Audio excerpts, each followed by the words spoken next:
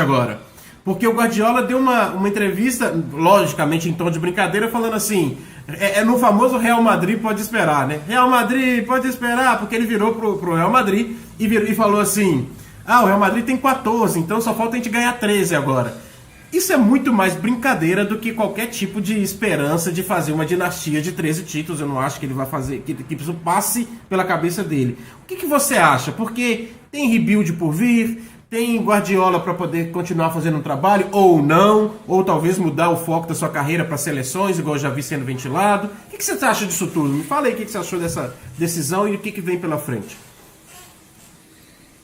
Cara, isso é complicado, né? Assim, começando pelo jogo, é muita maluquice. Eu acho que como você disse, aquilo não foi uma falha defensiva.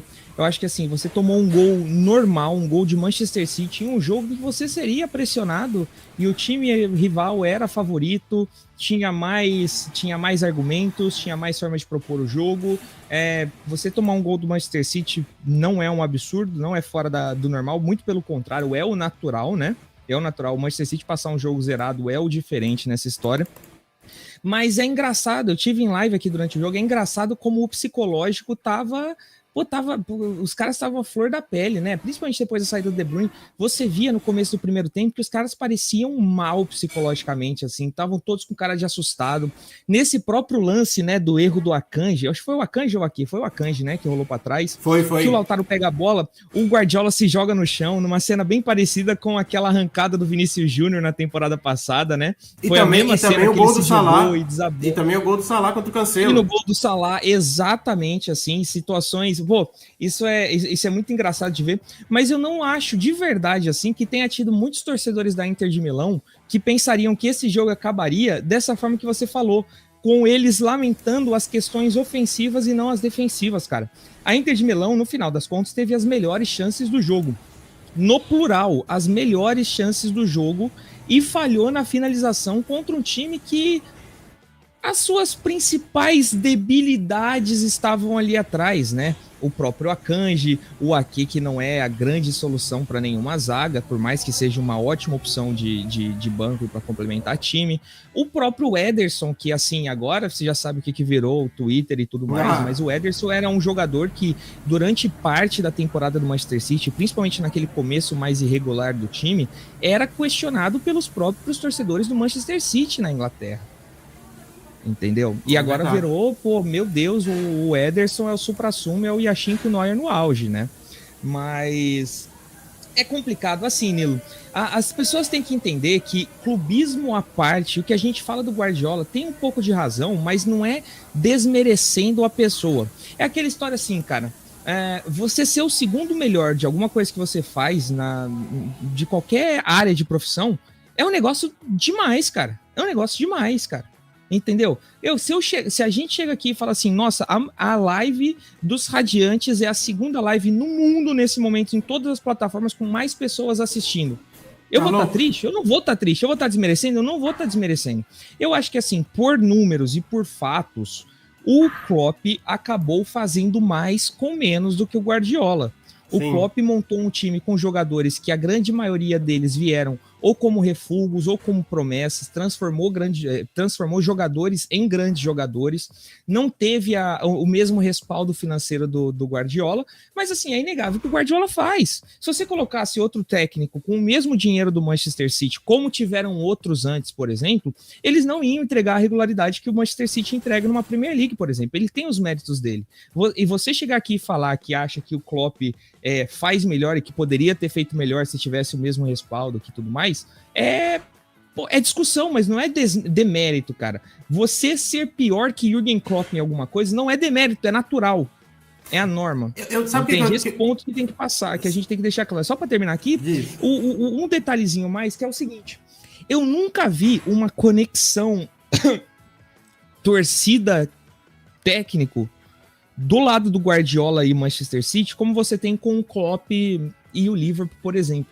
Eu acho que, assim, os últimos anos, principalmente, logo depois dele provar o seu ponto e estabeleceu uma hegemonia no futebol inglês, que é a liga mais difícil do mundo, contra um time que não tinha a mesma tradição e tudo mais, o que mantinha ele no cargo esses últimos anos não era o amor pelo Manchester City. Muito pelo contrário, eu acho que no fundo ele sabe, cara, que o Manchester City não é um time do tamanho do técnico que é o Guardiola, sabe? E ele deixava isso muito claro muitas vezes. Quantas vezes em Liga dos Campeões ele já não chegou e falou: o Manchester City não tem história aqui, a gente tem que construir nossa história. Ou que ele chegava e falava assim: puta, a gente precisa de uma atmosfera no próximo jogo, igual a gente tem em Old Trafford, igual a gente tem em Anfield. Ele falava isso abertamente. Eu acho que tinha mais um lado do ego, de tentar se provar e mostrar depois de todas as decepções. Os Liverpool em uma fase, os Tottenham, os Lyon, o Chelsea na final, ele tinha uma necessidade de ego e de pessoa compreensível que todos nós teríamos na situação de ganhar esse título e mostrar, cara, eu consigo, inclusive com o Manchester City.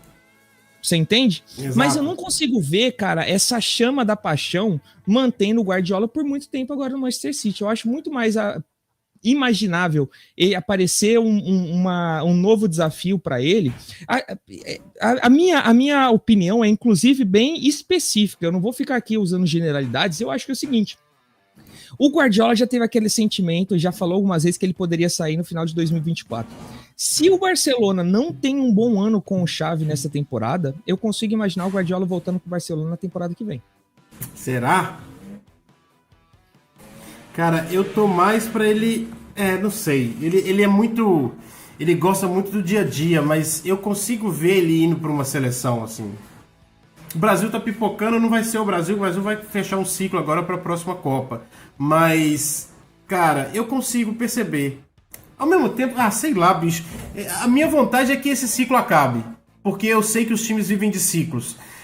Só para fazer um parênteses rapidinho, eu gostei muito daquilo que você falou e eu acho que eu consigo enxergar dois paralelos muito legais do que significa um time como o do Guardiola, só que sem o mérito do Guardiola, e um time como o do Liverpool sem o mérito do Klopp. Por exemplo, o PSG é o time do Guardiola sem o mérito do Guardiola. Tem o mesmo dinheiro, reuniu muito mais estrelas.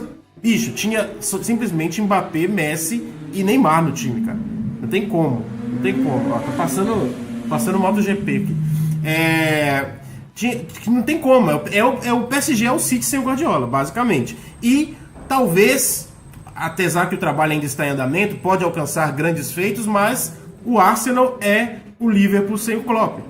Porque o Arsenal fazendo muito com pouco, subindo jogadores desacreditados. O Odegaard, que já nasce como uma grande estrela, depois é meio que escanteado para todo lado, vira uma peça-chave. Gabriel Jesus escanteado do Manchester City. O Saka, Nketiah, todos esses caras. O próprio Xhaka, que muita gente já dizia que ele estava assim, terminado, né? Ali era um cara que não tinha mais nada para oferecer. Talvez o Arsenal seja o mais próximo do que seria um Liverpool sem o Klopp. Mas enfim,